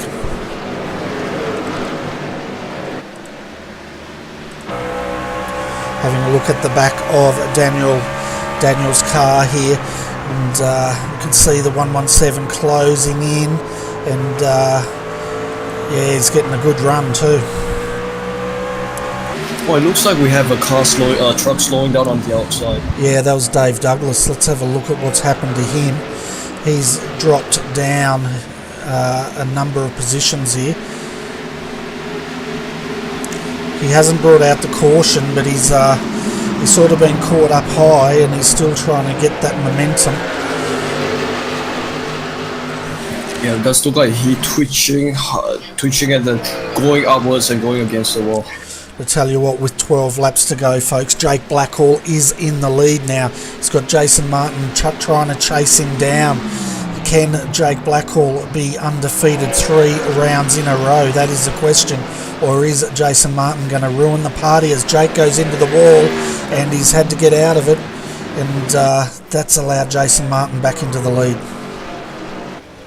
Of course, and an unfortunate move there by the 97 as Jason now has the lead ahead of Jake. Riding now with Jake Blackhall in the 97 as we come up onto the back straight here. Down to 10 laps remaining of this race, folks. Now he's having a look on the inside. He has seemed to make that work, but not this time through. Because this does look to be a fight to the finish, although the gap between the 97 as well as the 21 is starting to space out a bit. Yeah, you can see Danny G on the inside of Thomas Hinds here, trying to make it work. It doesn't. 117 nearly gets up into the back of the 13, and he had to take evasive action, but he's made that move. And now the 98, what's Stephen Williams going to do? But 9 laps remaining here, folks. Jake Blackhall is still trying to chase down Jason Martin, but that lead is almost out to 1 second now. But they've left third place James Foster 2.5 seconds down. He's now coming under attack from the 66. Was coming under crazy attack from the cost from 66 as he takes. No, he doesn't take the inside. Goes inside for a drop. Sorry, look. From this perspective, it really looks like it goes in, but yeah. Sorry, I'm laughing with you. Nah, the camera angle, man. Oh, okay. Now the 52, Thomas Hinds having a look on the 66. Daniel Stevens, they rub paint. Daniel gives him a lot of room, goes up high. 6 laps remaining. Can we get to the end of this race without another caution? Question is though, if we do get a caution, we're going to finish under yellow. But the 66 now having a look on the 14th. This is for the last step of the podium as they go too wide into turn 4 here at Iowa and onto the front straight. Meanwhile, Jake Blackhall, he has dropped a massive 2.1 seconds behind Jason Martin. So Jason Martin has checked out. So the racing here is on the 66 and the 14 for that last step of the podium. And the 14 now having a look on the inside. Can he get this position back? Of course, the 14 and the 66 looking tight for a battle, and Thomas, of course, coming in behind them to give them a lot more pressure. 4 laps remaining here tonight, folks, and it's looking like Jason Martin may finish the winning streak here of Jake Blackhall as that gap is stretching. But the 66 now looks like he's snatched the final step of this podium. James Foster now coming under pressure from Thomas Hinds in the GoPro truck.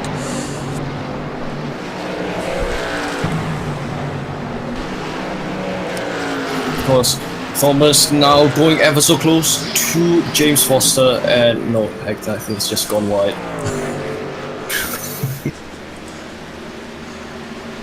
So having a look at the nose cam at Thomas Hinds now as he closes in on the DeWalt entry. 2 laps remaining here at Iowa. Are we going to get to the finish without another yellow? I think we had 9 yellows tonight, but at the moment we can see Thomas and James still going at it, and we'll be on to the white flag very shortly. Then we'll jump up to our leader. You can see at the moment Jake Blackhall is comfortably in second, but Jason Martin, let's have a look at this gap from the blimp as he's on the last lap. You can just see that gap. It is massive. As we can see, Daniel is just lapping the 81. But let's go down to Jason Martin, who just took the checkered flag. So well done to Jason Martin. Takes out round 3 at Iowa. Jake Blackhall comes home in second, followed by Daniel Stevens third. James Foster had to settle there for 4th with Thomas Hinds in 5th. Darren Bond, he comes across in 6th, and Danny G 7th.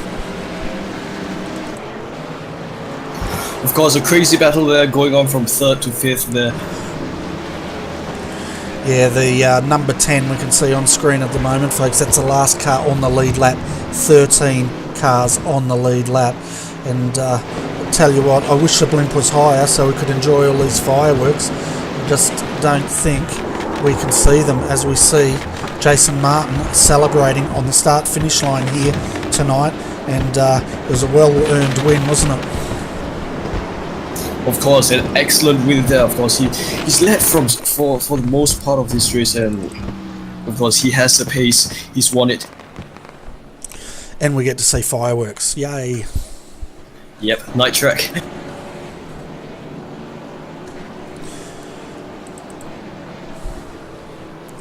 Well, it has been a crazy race, hasn't it been, buddy? What, 9 or 10 cautions, a lot of contact, a lot of close battle, 4 wide even. Yeah, we had 4 wide there a bit, didn't we? And we can see him trying to work out who that is smoking them up in there. Darren Lord, I think. No, it wasn't Darren Lord. But, yeah, Norman Clark there. He was looking strong, wasn't he? And he went over half the race on one set of tyres, because over half the race was probably under yellow anyway. If we look at how many, let's add this up here, Weehan, we had 9 cautions, about 5 laps per caution. So what did that make it? About 45 laps 45, yeah. under caution out of the 100 here tonight. So a lot of action there, folks, tonight. It was good that we did get treated to some good action towards the end, some great racing, but it took them a while to get there, didn't it, tonight, Weehan?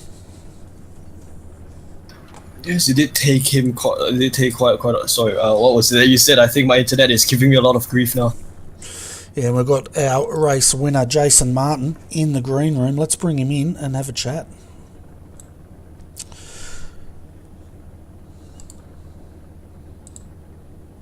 Hi, Jason. Can you hear us? Yep, I can hear you. Fantastic, mate. Awesome racing there. I tell you what, though, we were treated well. We had a lot of cautions tonight earlier on.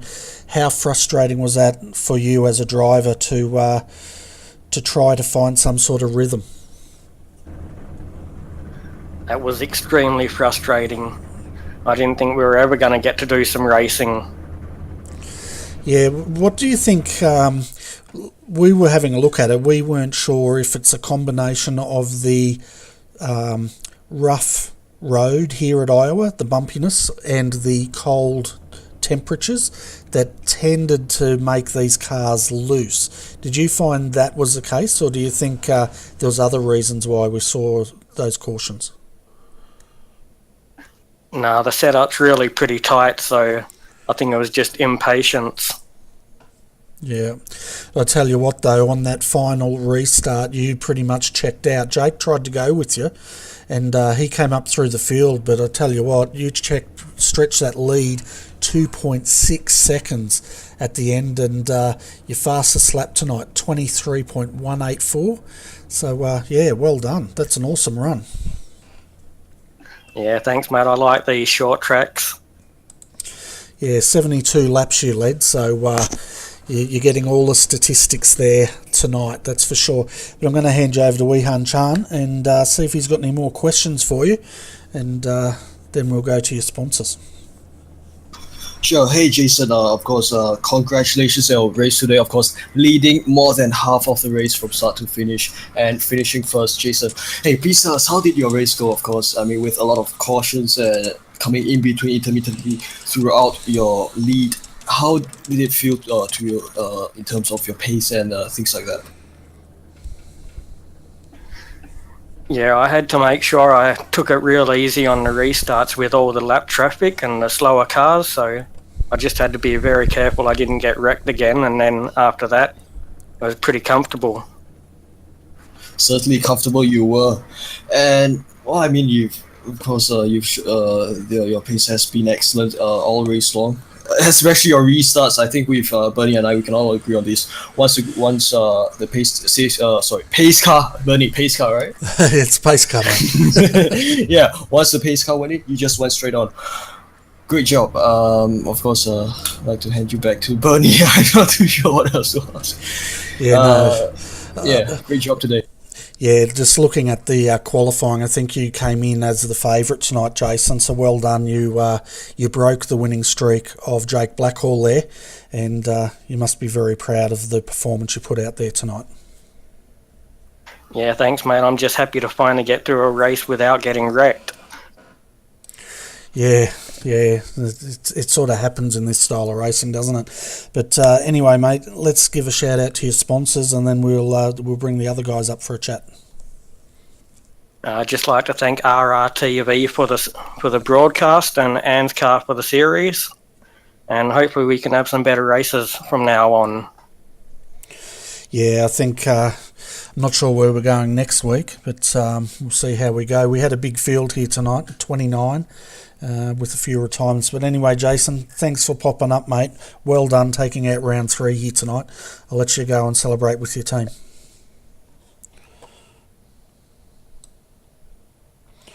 So, folks, that was Jason Martin, our race winner. The next person we're going to bring up is Jake Blackhall, and we'll have a chat with him. Did you want to start, Weehan? Yeah, sure.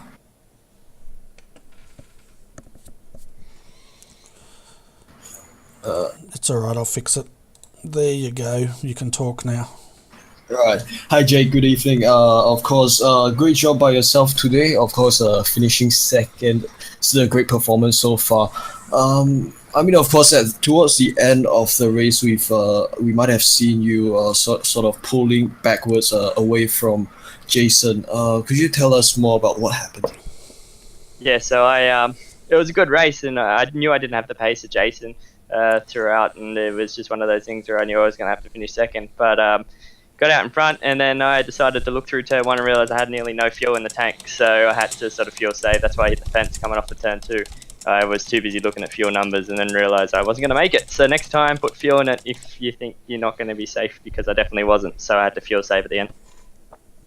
Does sound like quite a mistake that did cost you quite a bit. But of course, I mean, you finished second. We do think that had been a great performance by you so far today. Bernie, would you like to? Yeah, I was wondering what happened there, Jake, because you stormed up pretty much through the field to get up to second there, and then after that restart, it looked like Jason just ran away with it. But that does explain a lot. If you're fuel saving, of course, you were probably then driving to the gap of the driver behind you. Yeah, that was pretty much it. Driving to that gap behind me, it was just sort of managing those final couple of laps. It would have been close. Like if I was to run flat out, I think I may have just run out coming out at maybe the turn 2. So it would have been half a lap that I would have run out, and I could have coasted it. But it was just there was no point. I was just gonna let him go and then just try and see if I can fuel manage that, and just managed to do so at the end. I think I came home with about 0.5 in the tank, so it would have got me another lap. Just able to save and get as much as I could out of it. Yeah, and it's all about the points really, isn't it? Because you came in, of course, leading, undefeated up until this round. But I tell you what, you get Pass of the Night award, because that pass, when you made it 4 wide in there, stuck it down the inside and got, I think, 2 positions. I nearly fell off my seat at that point in time. It was an interesting. I didn't actually know it was 4 wide at the time. I heard 2 wide, then I heard 1 wide. I went, oh, all right, we should be all right. So I just threw it down the inside. It was sort of one of those things where I had the speed on the inside and had the grip and was able to use it. That was before I realised I had no fuel. So I could have saved from then on out. Maybe it wasn't needed, but just to try and gain some speed, especially when you have fresher tyres, it's always good to use them at the best part of the start. But yeah, it was an interesting race, especially coming off second and knowing that points are sort of where it's at. And, Bernie is trying to maximise as many points each race and staying out of trouble, and especially in this series. And Jason's had a bit of bad luck to start off his season, but I knew he was going to be fast. So just got to try and stay out of trouble, and we both got to if we want to try and take this way all to the end. Yeah, it was awesome racing, and I tell you what, that restart, you were the first one that tried that inside line on a restart, and the first time that inside line had really worked all night. But Thomas Hinds was watching you because he tried to replicate what you did the next lap. I think he made a position, but he didn't sort of get those 2 like you did, but he was definitely watching your tactics. I think a lot of people were. It's interesting to see that, and it's good a lot of these guys are driving well. And unfortunately, we had a lot of safety cars. I didn't catch all of the incidents, but there was a lot of race chatter going on, so I have to look back and see what the go was. But it was good to have some green flag running at the end. Yeah, it definitely was. The first half of the race was marred with a lot of pace cars, yellow cautions. A lot of them was cars losing their rear end and spinning. We did have some big ones, and or drivers getting into each other. But have a look, see what you think.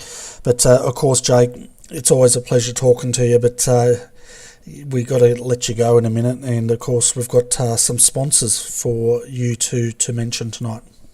Yeah, thank you, Bernie, and a massive shout out to Evolution Racing Team, Logitech G, for all their support that they've been able to give me through this year. ANZCAR Racing, Joel Real Timing, GTI Springs, and you guys for putting on the broadcast. It's been a great show. Yeah, I love calling these the NASCAR. It's just so action packed compared to road racing. It's a really exciting form of racing. So this is like a holiday for me. I'm enjoying it. All right, mate, we'll let you go. Brenton also was watching you tonight, so you might need to go back and talk to him. Oh, that's all right. I got to jump back in the car. It's Bathurst week, so yeah, it is. That's why my focus was not here tonight. It's on Bathurst, so jump back in a V8 Supercar and see what we can do there. Yeah, and of course that will be on Sunday, won't it? What time does the race kick off on Sunday? I can't remember. I should know this. Brenton's gonna not be happy with me that I don't know when the race starts, but it's Sunday. I think it's around just after midday. Midday, yeah. So, folks, that, of course, will be covered on V8s Online, and so definitely tune in Sunday. It's the pinnacle of iRacing in Australia, that event, really, isn't it, Jake? And I'm excited to go and watch it. I'm excited to get amongst it. Hopefully we can make it past 1 lap. Yeah, good luck with that. All right, mate, we'll see you. That probably come across wrong. I didn't mean to say good luck with that. You won't. I was meant to say good luck. Anyway, let's go down the list. And the next person we'll have a chat to, who we got in there? We've got Dave Douglas, Daniel, and Dan Stevens. So let's bring... Who's... Dave Douglas, I think, was the next... No, Daniel was the next one. We'll bring Daniel up. You can start the interview. Or did you start this one? Which Daniel? This Daniel. Alright, hey Daniel, of course, congratulations on your race today. Of course, you've led some laps today. Well, of course, you've come home in 8th. So, could you tell us about how your race went today? Yeah, hey fellas. The race wasn't too bad. I mean, I knew I wasn't going to have the fastest truck to compete up there with those guys, but I thought I did well on the old tyres as well as I could. And I was just happy for a top 10 all day, which is pretty much what I got. So I really can't complain. Well, of course, top 10, you did a great job by yourself there. And, Bernie, sorry. You'll get used to Wehan. He loses his train of thought halfway through. But we're having a look at you tonight, Daniel. You're looking pretty racy out there. Led 17 laps. It looked like you're having a good time in the racing. Yeah, it was good fun. It's a bit frustrating there for all the yellows, just sort of sitting there putting around, just listening to the guys on the radio. It's a bit of a laugh, but yeah, no, I can't complain with the night, I don't think. No, it was a good night of racing. We had 9 safety cars, I think, or pace cars, and we counted roughly probably about 45 laps under yellow. So the start of it, of course, we've got 29 car or trucks out here tonight, which is probably one of the biggest turnouts we've had. So that was bound to have some yellows, but as the pace picked up, the racing started to get a lot better, and we were treated to an awesome end to that race. But getting back to you, of course, with your truck, how was it performing on Iowa tonight in these colder conditions? Honestly, it was horrible. I could not turn the thing. I just tried to run the high line. It's the only way I sort of know around here, and I still couldn't put my foot on the throttle. It just kept washing up into the wall every time. I was even off throttle on half throttle, just coasting around, and the truck just still wouldn't turn. So yeah, that's why I was just happy with the top 10. Yeah, the few of the drivers were saying the setup was pretty tight, so that sounds like it. But of course, this series is a fixed series, isn't it? So everyone has to deal with the same problem, I guess, with their truck. Yeah, that's true with the fixed setup, and it could come down to driving style, I guess. Some people drive a bit different than I do on setups, and it works for some people on some tracks, and works for other people on other tracks. Yeah, fair enough. I just don't know what that was. Something happened outside my my apartment here, folks. Hopefully there's not a murder going on, but anyway, let's continue here. Not in Canberra. Yeah, hope not. Anyway, Daniel, I'm going to hand you back over to Weehan. You got any questions, Weehan, or are you still trying to find yourself? My train of thought really sucks there. So, of course, Daniel, and what I have to say is, of course, a great job by you today, making it in the top 10 and, of course, staying out of trouble. Yeah, thank you. I think that was the main thing for me too. I pretty much stayed out of trouble. Yeah, fantastic. Well, Daniel, I hope you don't mind the nickname I've given you, which is Danny G, and the only reason I've given you that nickname is because I cannot pronounce Grzeskovic. Oh, you did pretty well there. I like that. Yeah, I think you pronounce it Daniel Grzeskovic. Daniel Grzeskovic, is that right, Daniel? Yeah, that's not bad at all. So would you prefer us to call you Daniel Grzeskovic or Danny G? I do think Danny G has a bit of a ring to it. Yeah. We've also given Norman Clark, his new nickname is the Magician. Staying out on all tyres? Yeah, for over half the race. Yeah, I thought so. So we thought, yeah, we'll call him the Magician because he had some sort of voodoo going on there tonight. But anyway, Daniel, thanks for popping up. Give us a shout out to all your sponsors, mate. Yeah, no worries, thank you. APCS, Advanced PC and Simulations, I'd like to thank them for hosting our races and getting on board there, and Capital Playing Cards. Thank you. Fantastic. Well, we'll see you next week, Daniel. I'm not sure where we're going. Do you know what track we're on next week? I believe it's Las Vegas. Ah, beauty. Okay, well, that'll be good. That'll be fun. Yeah, I think that'll be a cleaner race on a 1.5 miler. Shouldn't have as many cautions as tonight. Yeah, because this is quite a short track, isn't it? It's, 800 metres or something, I think it was. Let's have a look. Yeah, it's not very long. Yeah, I'll just bring it up. It was 1.43k, so yeah, quite short for this style of racing. But anyway, Daniel, thanks for popping in. We're going to go and grab Dave Douglas for a chat next. No worries, thank you. And hello, Cynthia, my missus, who's watching. Hey, Cynthia. Hello. So that was Danny G or Danny Grzeskovic, and our next chat will be with Dave Douglas. Dave Douglas, he came in 13th position in the number 10. Hi Dave, thanks for waiting, mate, and congratulations, 13th spot tonight. It looked like in one of those incidents you dodged a bullet, and I'll fix you up and you can answer this in a minute. The net code saved your truck at one point. Did you guys see that, did you? Yeah. Yeah, I did get very lucky there, straight through the middle of him, luckily. But later on in the race, I got caught up with another truck. I think it was Darren O'Brien had a spin. It looked like he was going to go to the inside, but then just came up straight in front of me, nowhere to go. Yeah, we saw that. You got a very good view of the spectators as you put it up into the safety fence there, and looked like quite a big accident, that's for sure. How did you have your fast repair available to fix the truck, and how damaged was it after that incident? Yeah, she got pretty high, but yeah, I held on to the fast repair and was able to drive it somehow. But I was just clutching it, just hoping that the engine didn't blow on me enough to get back around to the open pit, and that actually worked out really well because I came in there and then I was on fresh tyres. A lot of guys in front didn't pit, so I made some spots up, I think, after that.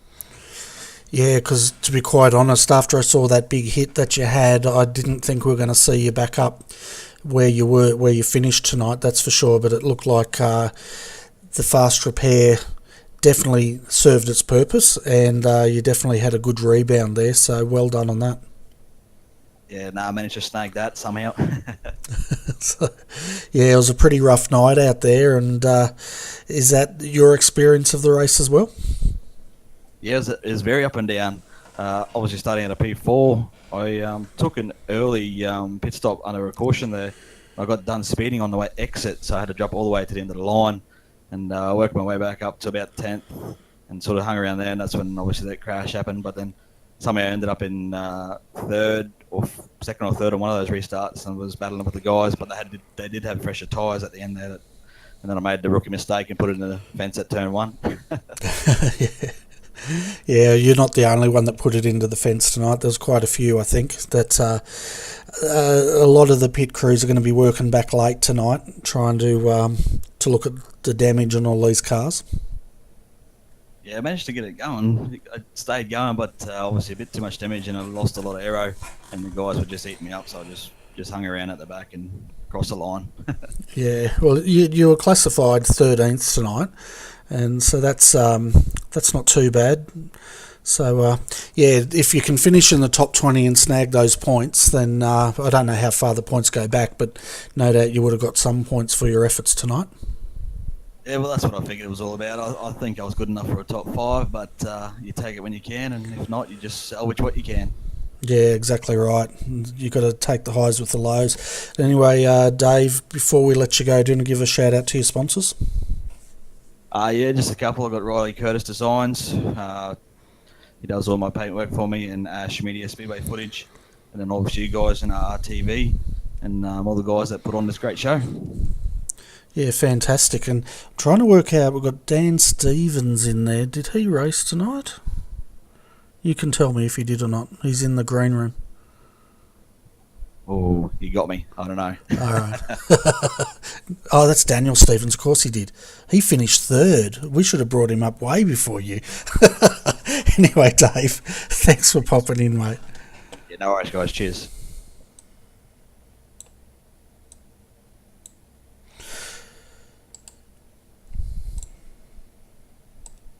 Hi, Daniel. Sorry, mate. Leaving you waiting. I should have brought you up a long time ago. Well done. Third, mate, that's all right. Good. Yeah, 3rd position tonight, mate. Awesome race. You were having a good battle there with James Foster and Thomas Hinz in that final run, but you managed to get the better of them and get that car home on the last step of the podium. Yeah, mate, that last stint there, I was actually hanging onto those tyres like there was nothing left of them, eh? It was a good little battle going on too. Yeah, it was a really good battle, and I tell you what, after that last caution period, the race changed dramatically, didn't it? It was just like everyone was set for the run home, and all of a sudden that pace got up, and we were treated to some good racing there. Yeah, it was a pity it wasn't like that right from the beginning, mate. You know, there's a few idiotic moves made tonight that shouldn't have been done, especially at the restarts. You know, but they finally got that out of the way, and we had some good laps under green for a while. Yeah, we certainly did, but I reckon there was a couple of factors to that. I reckon it was probably the bumpy track, the colder weather, the we're on a short track as well. We had 29 trucks on there, so I think it was inevitable that we're going to have a fair bit of carnage tonight. But overall, I think the racing wasn't too bad. The second half definitely picked up the first half. Well, 45 laps we counted under the pace car tonight.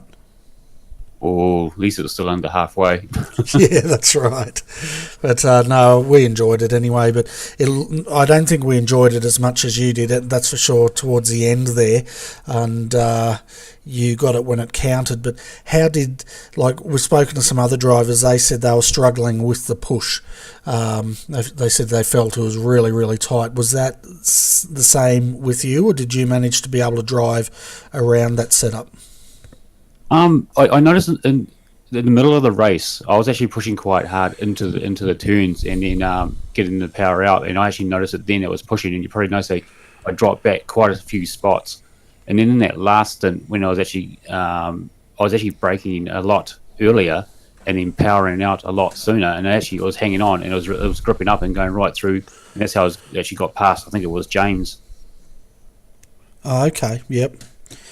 Yeah, we noticed on that last run that the track had changed quite a bit. Yeah, it had going from the high line down through the middle and then coming out high as well. That was a line to pretty much take. Okay, yeah, we saw that change quite dramatically. I'm going to hand you over to Daniel. Not Daniel, you are Daniel, to Wehan Chan. It's been a long night, to have a chat, because we've got someone in the chat room that is trying to get into our server for a chat. So I'll just speak to him while Wehan speaks to you. Okay, mate. Hey Daniel, of course, congratulations today on your third place finish, and of course you had a great battle with the guys around there. What do I want to ask you? Sorry. That's all right. It's all good. Yep. Don't let us down, mate. No pressure. Let me just look through the stats. Come on, let's talk about your.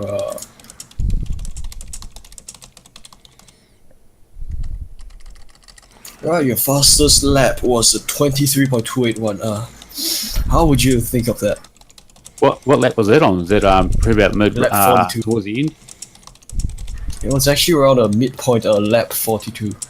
Oh, okay. That must have been just after my I think it was my second stop. I think it was. I think I was actually tailing behind Matt Stratford at that point, and probably got a bit of slipstream going on. Oh, that sounded good. Of course, it did look like the laps before and after you might have been in the pits. Sorry, look, I really can't brain anything at this stage. No, it's all good, mate. It's all good. You're doing well. Thanks. Yeah, fantastic. And Wehan's, you're pretty jet lagged, I'm guessing, mate, because last week, Daniel, Wehan was in China, and you were tell the viewers who you were interviewing while you were over there, Wehan. Wow, last week, yeah, I was in China. I also made a day trip to Macau, and I did an interview with some sim racers there, which should be up, Bernie, it should be up by tonight. Oh, okay, interesting. That's awesome. Yeah, so he was over there checking out the status of sim racing in China, and then, of course, Daniel, I was very envious. Not only did he get to meet Simfi, the racing team over there, but then he flies back like a jet setter and goes straight to the Singapore Grand Prix. So I don't feel sorry for Wehan one little bit tonight that he's tongue-tied. Yeah, no, we'll let you off this time, mate. So, yeah, and guess what? This Sunday, I'll be off to India. Oh, jet setter, mate. Oh, yeah.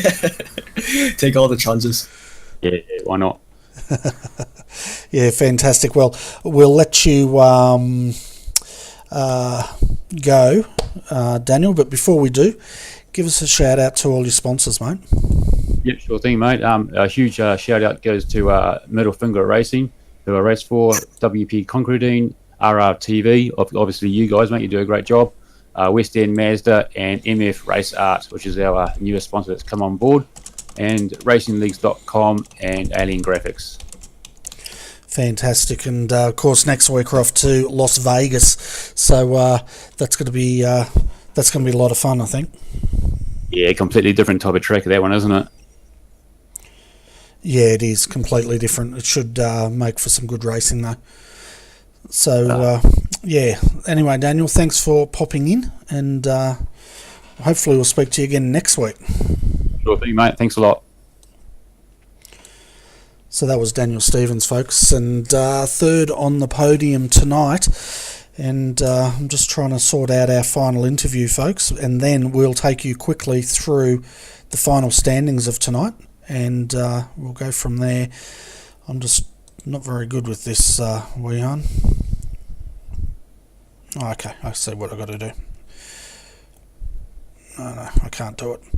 Okay, so we did have an interview tonight with Thomas Hinds, but for technical reasons I can't get the Discord link for you, Thomas, so we might have to work that out through the week, so we can definitely get you up here next week. So I'm sorry about that, mate, but I'll definitely look into it and sort it out for you.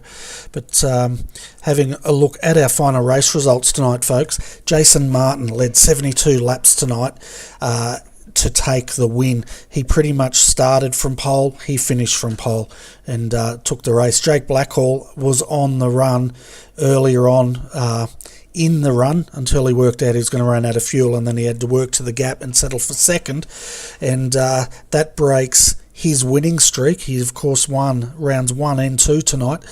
Daniel Stevens, he comes home in third, up 9 positions. James Foster up 14 positions to finish in fourth. Fifth was Stephen Williams, and sixth Thomas Hinds up 22 positions, so he must be the biggest mover tonight for sure, and awesome drive by Thomas. Seventh was Darren Bond, followed by Danny G in eighth. Finishing ninth tonight, Shannon Mason, and Darren Lord comes home in 10th. Home in 11th was Norman Clark, followed by Phil Otto. Phil actually got quite a few laps back, Weehan, due to wave bys and cautions, so it got him back on that lead lap towards the end, and he finished on the lead lap, so that was a good effort. Roger Clark, he comes home 13th. Dave Douglas, the last person on the lead lap, finishing 14th and down 10 positions. And then we had Shane Witt in 15th, 16th Jason Fewens, 17th Riley Curtis, 18th Daniel Vassell, 19th was Nick Craddock, and then we had Edward Foster in 20th, down 15 positions. 21st Matt Stratford, then we had Steve Hoppett coming home in 22nd, 23rd Darren McKenzie, and 24th was Darren O'Brien. Down 22 positions. We're in our retirements now, folks. James Zeitz retired, so did Jason Ress, Craig Lawless, Matt Clowett, and Daniel Trim. And we had a few other retirements, but I tell you what, Weehan, first night calling the trucks, mate, what were your thoughts? Well, I mean, what do I have to say, man? This is absolutely crazy. Of course, with so many action going on, being an oval race, it was a really nice one, despite the cautions. Yeah, it was crazy, but it was great fun, and I'm sure you find it quite different calling this style of racing than what we're used to, which is, of course, you joined me for the Asia Pacific GTE series, and all of a sudden we're in the trucks, mate. You probably noticed the pace is a bit different. Oh yeah, it's much different from road racing. I mean, of course, although I do official ovals frequently, commentating it is much different. Of course, you have action here, action there. Every part of the track is action, and that just makes things all the more interesting. Yeah, it certainly does, and it's definitely fun racing. But anyway, looking ahead, folks, of the RRTV telecast, of course, tomorrow night we get a rest night, and that is because the Australian Online Supercar Championship, they're not racing tomorrow night because, of course, all the V8 supercar teams are focusing on the big one, and that's the Bathurst 1000 on Sunday, brought to you by V8s Online. Go and check out that live telecast on Sunday, and of course it's a good warm-up for the real Bathurst 1000 if you're in Australia, coming to us in a couple of weeks' time.